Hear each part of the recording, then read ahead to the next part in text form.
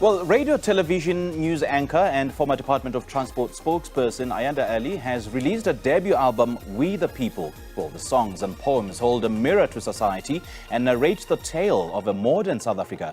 She joins us now in studio this morning to share a bit more on the release of this album. Ayanda, so good to see you. It's like taking a trip down memory lane. I know, good to right? be here. Thank you. Right? Thank And you're so now much. back at the show that you hosted for a while. Doesn't it feel like stumbling upon an old pair of slippers at the back of the closet that you've been worn for years? And it feels so comfortable seeing everybody, seeing how things have changed, but also beautifully some important things have remained that were absolutely vital. So it's so good to be here. Thanks so much for having me. And doesn't it feel weird to be on the other side of the interviewing table? Always. I always feel like I need my own earpiece. I think I don't hear what my director is saying. And then I have to remember, go to, Papi girl, you're not the one needing the director today.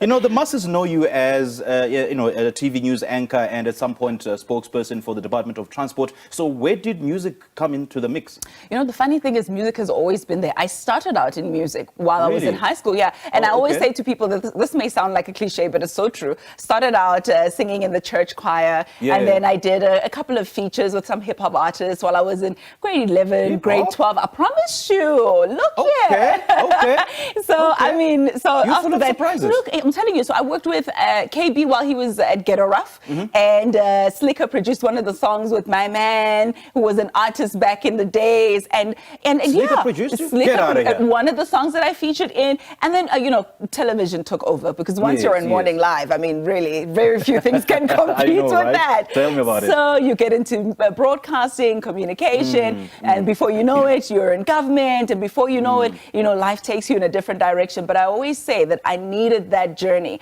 to get to the point that I'm at right now, because every single experience that I have had has added to my voice, has added to my conviction, has added to the message that I wanted to deliver to the world today.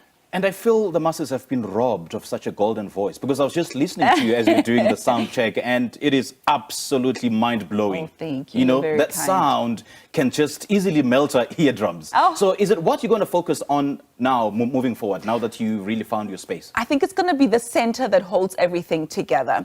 My passion is very much in community development. It's very much in social cohesion and in upliftment of people. And I use any means necessary. It will be music now. I will be working on a television show that's actually going to be airing on SABC. Yes, really? Yes. How exciting is that? Absolutely. I've got a book coming out. So whether it's radio, television, music, whatever it is, the center that holds will always be passion for people and passion for development. And I think that's what my focus will be. It will always be melodic in one way or another. I'm excited about the journey. I'm excited about learning new things in this industry as well. And just to digress a bit, I mean, speaking of people's development and community upliftment, how's your, the NGO doing? Is it Mukobami Youth Center? We turned 8 this year, believe it or not. I started Mukobami while I was here at Morning Life.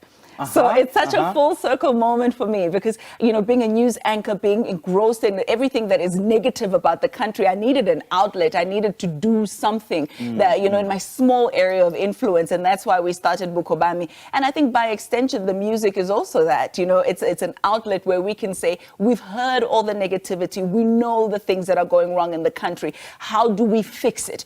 So whether it's through Mukobami or it's through the television shows or it's through the music, this is my small attempt of saying, I'm going to do my little bit to make sure that I bring in a little bit of positivity at this side of the world. Indeed. And, by all means, all the projects that you are involved in are all people-driven. So the title of this project is We the People, yeah? Yeah, absolutely, absolutely. I think We the People, as a preamble, it speaks to the power that we have when we come together and we focus on changing the situation that we're seeing. We're tired of reading headline stories about corruption and graft. We're tired of reading headline stories about gender-based violence, about race relations in the country, about inequity and poverty and unemployment. We want to make a difference. And I think if we all say, my own challenge in 2023 is to make a small difference in these things any way possible. If you know that there is an uncle who is abusing your aunt, do something, say something, speak up. If you know that in the office where I work, in the private sector, there's a window fronting or window dressing there, and transformation is not happening, find a way to bring a change in that area. If you're in government and tender processes are being flouted, say something and do something. So my whole thing with this album, I'm hoping that it will not just be a lament as much as it is, but it will also be a call to action to say, wherever you are, be the light. And that's how we're going to see a tangible and meaningful and significant difference here in South Africa. And you've also included poems in this offering, right? Oh, yes. I had to sneak in some poems. I write poetry. It's very cathartic for me. What is it that you don't do?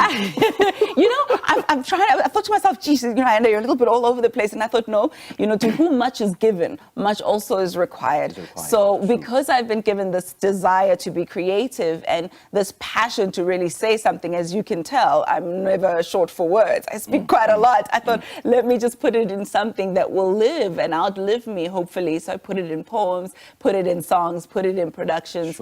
And hopefully one day when I'm old and gray, somebody, somewhere, in some corner of South Africa might be inspired by it. And at least you won't have any regrets. That I'm definitely sure of. You won't have any regrets. Like, you lived your life to the full. You've inspired so many people, changed so many lives because of the work that you do and because of the passion and the drive that you have to make a difference in people's lives.